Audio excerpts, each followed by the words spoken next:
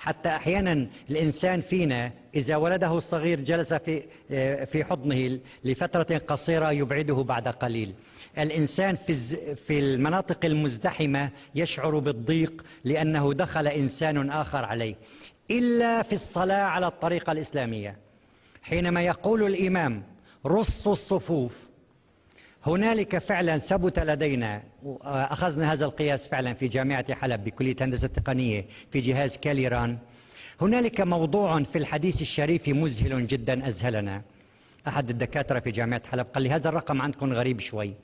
الرسول صلى الله عليه وسلم قال بما معنى الحديث كي لا نخطئ في لفظ الحديث الشريف، بما معنى أن صلاة الجماعة تفضل على صلاة الفز أو الفرد ب27 درجة حسب ما ورد في البخاري ومسلم. الرقم 27 ليس رقما يعني شهيرا مثل ما بقول مثلا 100 مرة 50 مرة 1000 مرة. لماذا قال صلى الله عليه وسلم ب27؟ فعلا في عملية رص الصفوف بين السادة المصلين يرتفع معدل الطاقة لكل مصلي. طلع معنا 27 ضعف حصرا، لا 28 ولا 25.